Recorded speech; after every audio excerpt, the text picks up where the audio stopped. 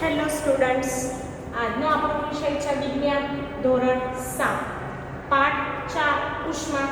એમાં આપણે ઠંડા ગરમ પદાર્થ તાપમાનના માપન વિશે શીખ્યા. એમાં આપણે જોયું લેબોરેટરી થર્મોમીટર અને સાદું થર્મોમીટર. ત્યારબાદ આપણે ઉષ્માનું પ્રસરણ શીખ્યા. એમાં ઉષ્મા વહન, ઉષ્મા નયન અને ઉષ્મા વિકિરણ શીખ્યા.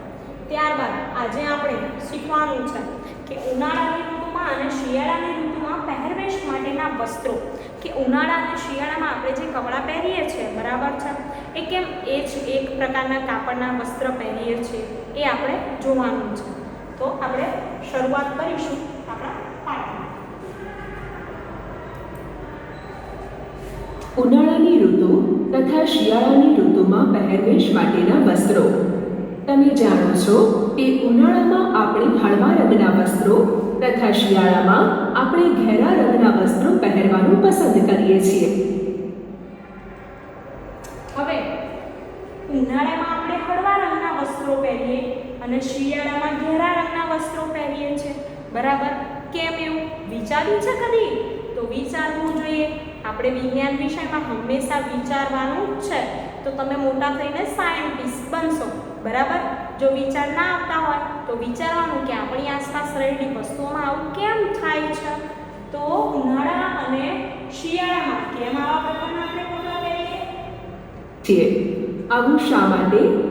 ચાલો આપણે તે શોધી કાઢીએ. પ્રવૃત્તિ: સમાન એવા પતરાના 2 ડબ્બા લો.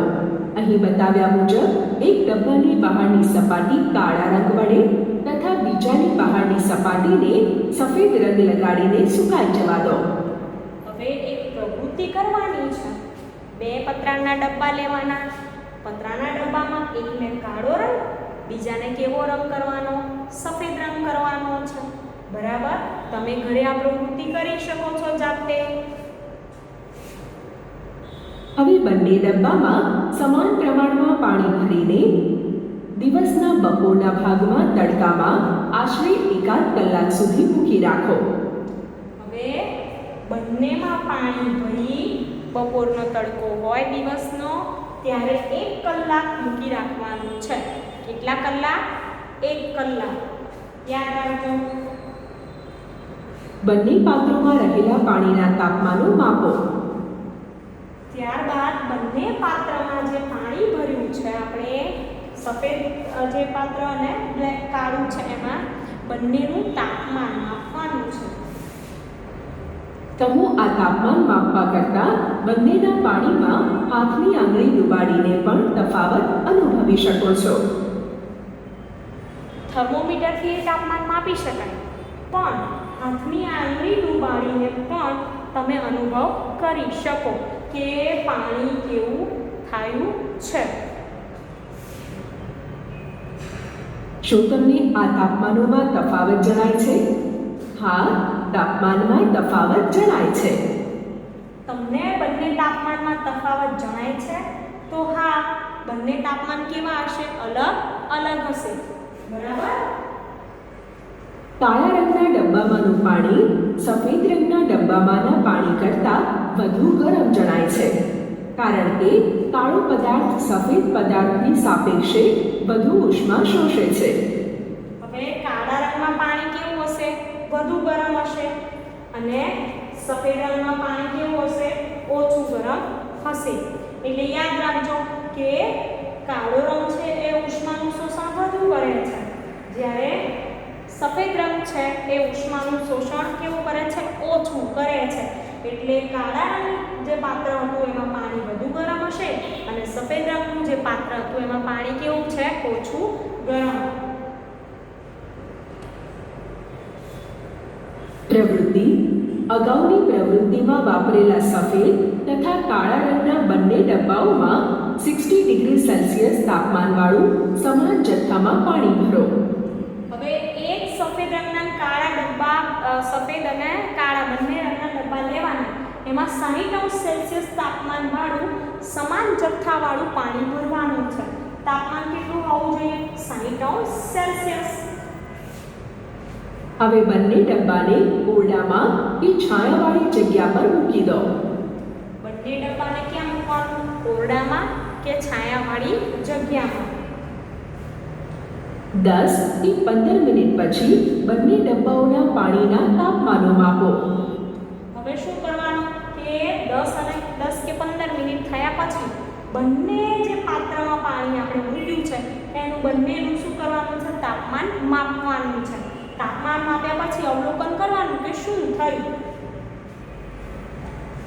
શું આ બંને ડબ્બાના પાણીના તાપમાનમાં થતો ઘટાડો સમાન મૂલ્યનો છે? નહીં ને? કાળા ડબ્બાના પાણીના તાપમાનમાં થયેલો ઘટાડો સફેદ ડબ્બાના પાણીના તાપમાનમાં થયેલા ઘટાડા કરતાં વધુ છે. આથી આપણે કહી શકીએ કે કાળા ડબ્બાનું પાણી સફેદ ડબ્બાના પાણી કરતાં વધારે ઝડપથી ઠંડુ પડે છે. હવે કાળા ડબ્બાનું પાણી છે એ સફેદ રંગના ડબ્બાના પાણી કરતાં ઝડપથી ઠંડુ પડશે, બરાબર? જે દર્શાવે છે કે કાળા રંગની સપાટી ઉષ્માની સારી શોષકની સાથે સાથે સારી ઉત્સર્જક પણ છે. એટલે કે એ કાળા રંગના જે પાત્રમાં પાણી ભર્યું છે એ ઉષ્માનું શોષણ જલ્દી કરે છે. જેમ વધારે ગરમ થાય એમ વધારે પ્રમાણમાં ઉષ્મા ગુમાવે પણ છે. એટલે કે સારા પ્રમાણમાં શોષક પણ છે અને ઉત્સર્જક પણ છે. શું આ પ્રવૃત્તિ વડે આપણને સમજાય છે કે શા માટે આપણે શિયાળામાં ઘેરા રંગના વસ્ત્રો અને ઉનાળામાં હળવા રંગના વસ્ત્રો પહેરીએ છીએ?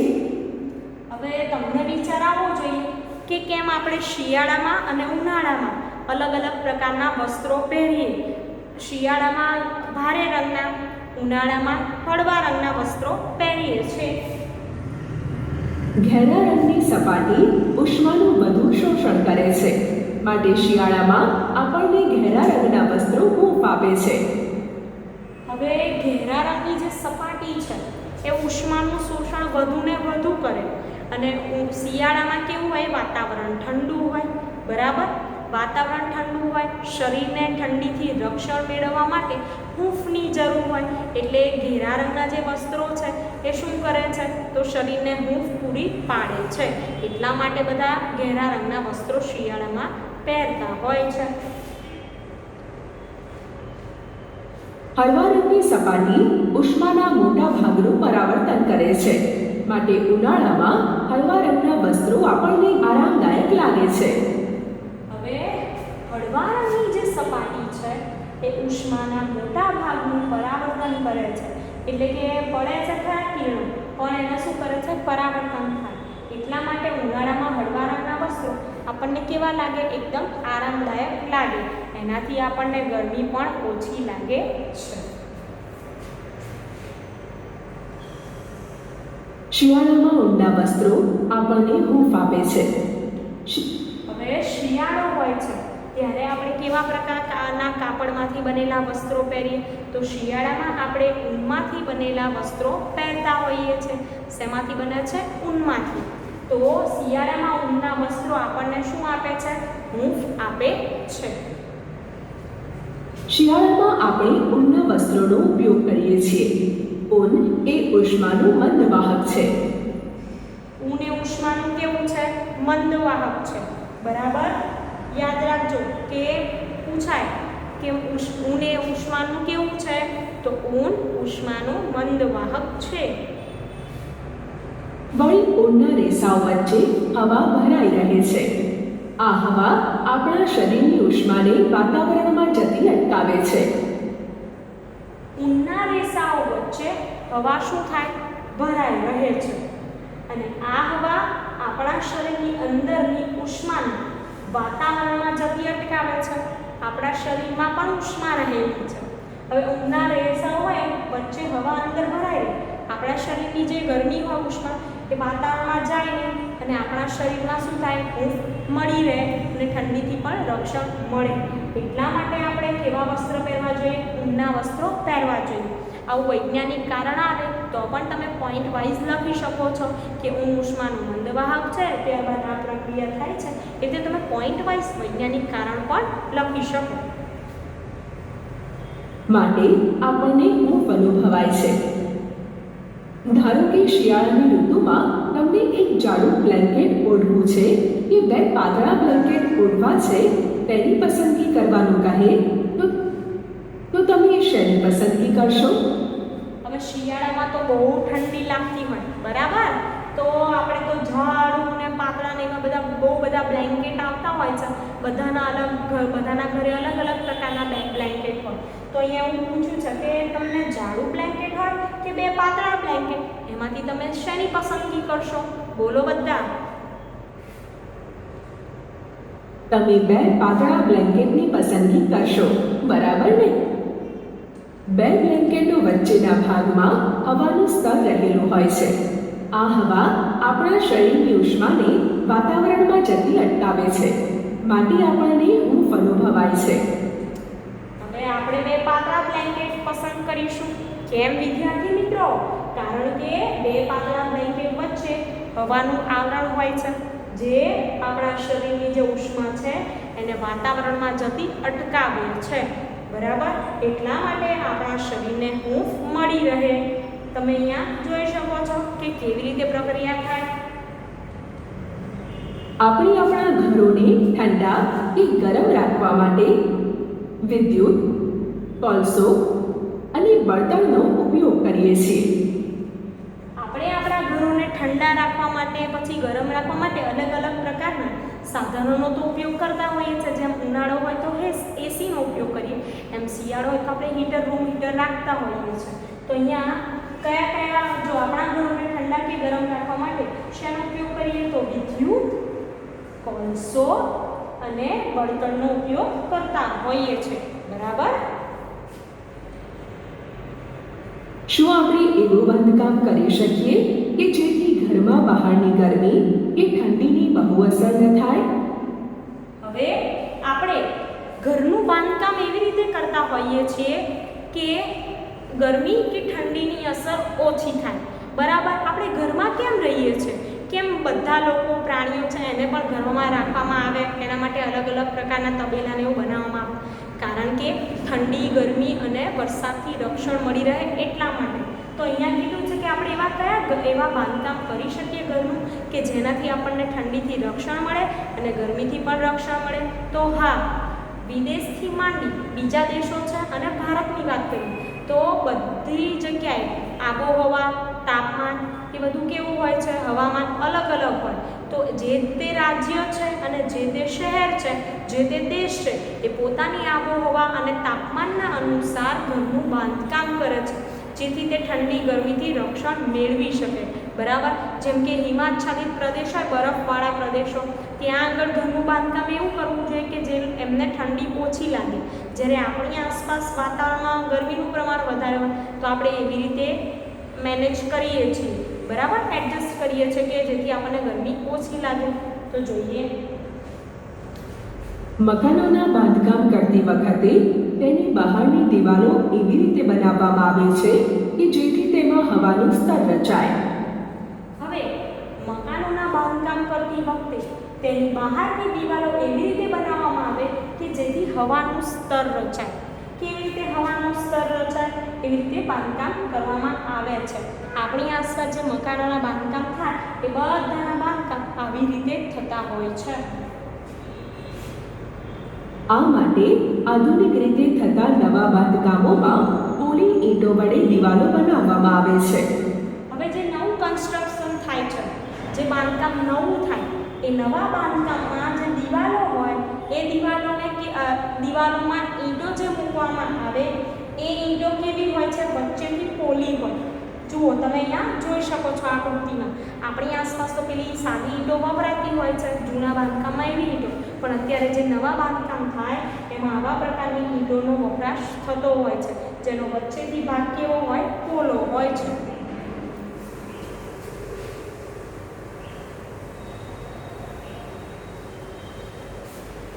તો આપણે આ પાઠમાં શેની વાત કરી હતી?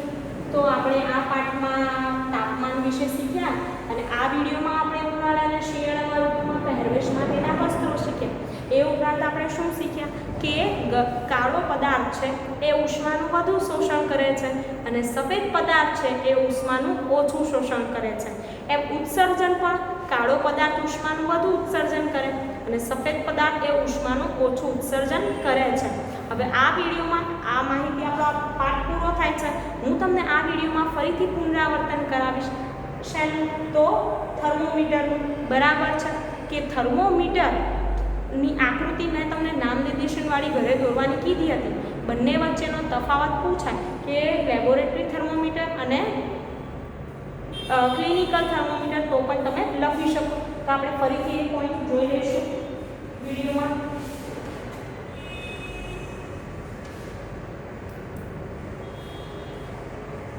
પ્રયોગશાળામાં વપરાતું થર્મોમીટર. માનવ શરીર સિવાયના પદાર્થોના તાપમાન આપણે કેવી રીતે માપી શકીએ? આ હેતુ માટે બીજા થર્મોમીટરો પણ બનાવવામાં આવેલા છે. આમાંનું એક થર્મોમીટર લેબોરેટરી થર્મોમીટર તરીકે ઓળખાય છે.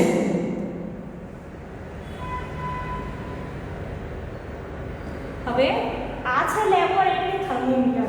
તમે જ્યારે નામ નિર્દેશનવાળી આકૃતિ દોરો છો ત્યારે તમારે ઉપરનો ભાગ આવી રીતે ગોળાકાર, પછી એક કાચની નળી, કાચની નળીમાં નીચે આવી રીતે પારાની રચના બતાવવાની છે. પારાની લાઈન તમે અહીંયા જોઈ શકો, થોડેક સુધી દર્શાવી શકો છો. અંક દર્શાવતી વખતે ખાસ ધ્યાન રાખો કે નીચેનો ભાગ છે થોડો કેવો છે? ચપટો છે, બરાબર, પાતળો છે. ત્યાંથી શરૂઆત કરવાની, અંક દર્શાવવાની -10, પછી 1 2 3 4 ને 5, પછી 1 2 3 4 ને 5. હવે 10 અને 0 ની વચ્ચે -10 અને 0 ની વચ્ચે 10 કાપા છે. તો તમારે એવી રીતે નાના નાના કાપા દર્શાવવાના છે, છૂટા છૂટા. અહીંયા ઊભું દર્શાવ્યું છે, તમે તમારી નોટબુકમાં આડું દોરી શકો છો. ત્યારબાદ 0 પછી 10, 10 પછી 20, 20 પછી 30, 40 એમ બધા વચ્ચે છેલ્લે 110 સુધી દર્શાવવાના છે. યાદ રાખજો કેટલા? 110°C. એકમ લખવો ખૂબ જરૂરી છે વિદ્યાર્થી મિત્રો. યાદ રાખજો 110°C તમારે ખાસ લખવાનું છે. ત્યારબાદ અંક તો લખી નાખ્યા છે. આ જે અંક લખો તમે એને હાઇલાઇટ કરવા માટે બ્લેક પેનનો પણ ઉપયોગ કરી શકો છો. તમે આવું દોરજો ને થોડું વ્યવસ્થિત મોટું દોરવાનું કે જેથી સ્પષ્ટ અંક દેખાય. અને નામ નિર્દેશન વાળી આકૃતિ પણ પરીક્ષામાં પૂછાતી હોય છે વિજ્ઞાન વિષયમાં. આપણે તમારા વિજ્ઞાન શિક્ષક જરૂરથી તમને લેબોરેટરી થર્મોમીટર બતાવશે. કાળજીપૂર્વક તેને જુઓ. તેમાં અંકન કરેલા મહત્તમ તથા લઘુત્તમ તાપમાનોની નોંધ કરો. અહીં બતાવેલ લેબોરેટરી થર્મોમીટર વડે સામાન્ય રીતે -10°C થી 110°C સુધીનું તાપમાન માપી શકાય છે. હવે બીજો પોઈન્ટ એવો કે આપણે જ્યારે તફાવત લખતા હોઈએ કે ક્લિનિકલ અને લેબોરેટરી થર્મોમીટર, તો બે ભાગ પાડવાના છે. એમાં એક સાઈડ લેબોરેટરી, એક સાઈડ ક્લિનિકલ થર્મોમીટર. તો સૌપ્રથમ આપણે શું લખીશું? એનું તાપમાન, કે ક્યાં સુધી માપી શકે તાપમાન. તો લેબોરેટરી થર્મોમીટર છે એ -10°C થી 110°C ડિગ્રી સેલ્સિયસ એટલે કે -10°C થી 110°C સુધીનું તાપમાન માપી શકે. સામેની સાઈડ ક્લિનિકલ થર્મોમીટરમાં આપણે કેટલું માપી શકીએ તાપમાન એ લખવાનું. તો ક્લિનિકલ થર્મોમીટરમાં આપણે કેટલે થતું? તો 42°C સુધી, 35°C થી 42°C સુધી આપણે તાપમાન માપી શકીએ છીએ. બરાબર, એ રીતે બે પોઈન્ટ થયા. ત્યારબાદ બીજા મુદ્દા આપણે જોઈએ એ પ્રમાણે લખવાના. જેને તે થર્મોમીટરની રેન્જ કહે છે. અહીં બતાવેલ લેબોરેટરી થર્મોમીટરમાં આસપાસે આવેલા બે મોટા અંકન વચ્ચે તાપમાનનો તફાવત કેટલો છે તે જાણી લો. વળી તેમની વચ્ચેના ભાગમાં કુલ કેટલા નાના વિભાગો છે તેની પણ નોંધ કરો. ધારો કે બે મોટા અંકનો વચ્ચેનો તફાવત 10°C છે અને બે મોટા અંકનો વચ્ચેના ભાગમાં કુલ 10 નાના વિભાગો છે. આથી એક નાના વિભાગનું મૂલ્ય 10°C ભાગ્યા 10 = 1°C થાય. હવે તમે તમારી નોટબુકમાં જ્યારે આકૃતિ દોરો ત્યારે આવી રીતે છૂટા છૂટા કાપા દર્શાવવાના. અને એક કાપાનું મૂલ્ય કેટલું છે? 1°C. જેમ કે 30 થી ઉપર એક કાપો હોય તો શું વંચાય? 31°C. 2 હોય તો 32, 5 હોય તો 35, 7 હોય તો 37 એવું વંચાય છે. યાદ રાખજો 37°C એવું. આમ અહીં આપેલા લેબોરેટરી થર્મોમીટર વડે નાનામાં નાનું 1°C તાપમાન માપી શકાય છે. આ જાણકારી વડે જ તમે થર્મોમીટર વડે દર્શાવાતું તાપમાન ચોકસાઈપૂર્વક માપી શકશો. તો ચાલો હવે પ્રયોગશાળામાં વપરાતું થર્મોમીટર તો જોઈ લીધું. હું તમને ક્લિનિકલ થર્મોમીટરની થોડી વાત કરી દઈશ.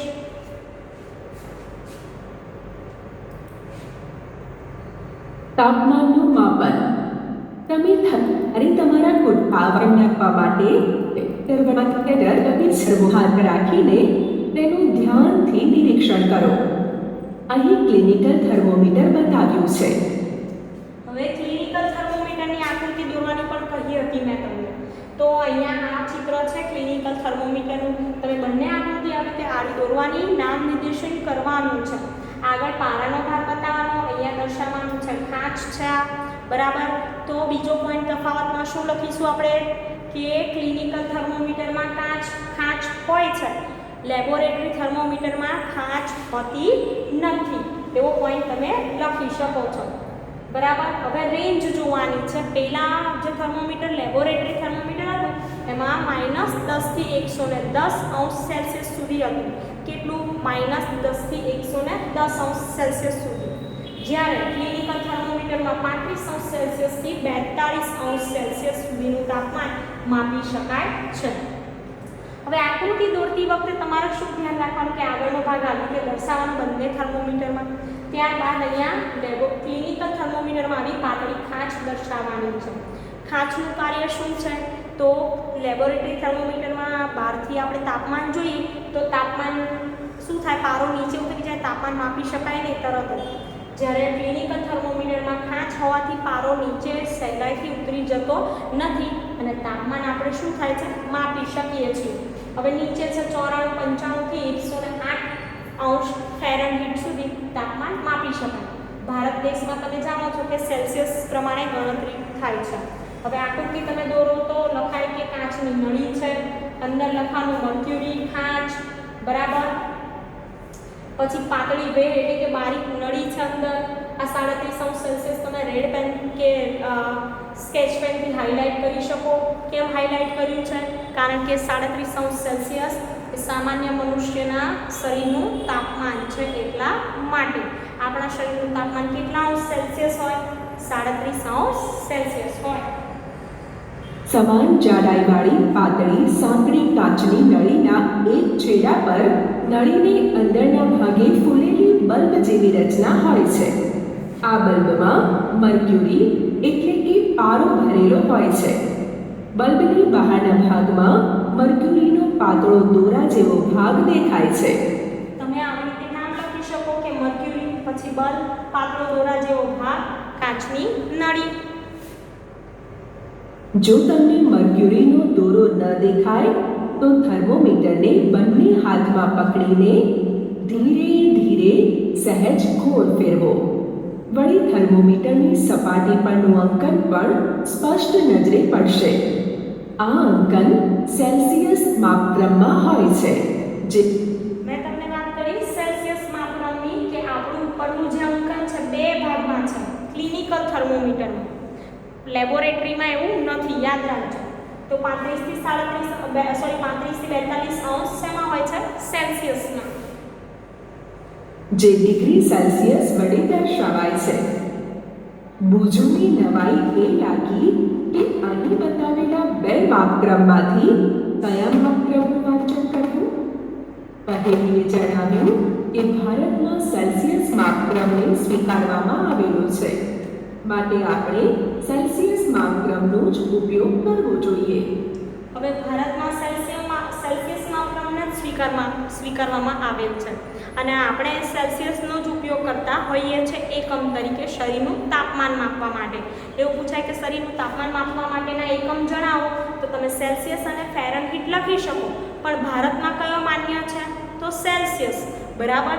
તો આપણે આ વિડીયોમાં તમે જોયું કે શિયાળા ઉનાળામાં પહેરવાના વસ્ત્ર, પછી કાળો પદાર્થ વધુ ઉષ્માનું શોષણ કરે, સફેદ પદાર્થ ઓછું શોષણ કરે છે.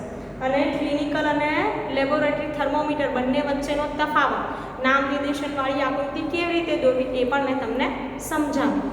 તો બીજી માહિતી આપણે આગળના વિડીયોમાં જોઈશું. Thank you.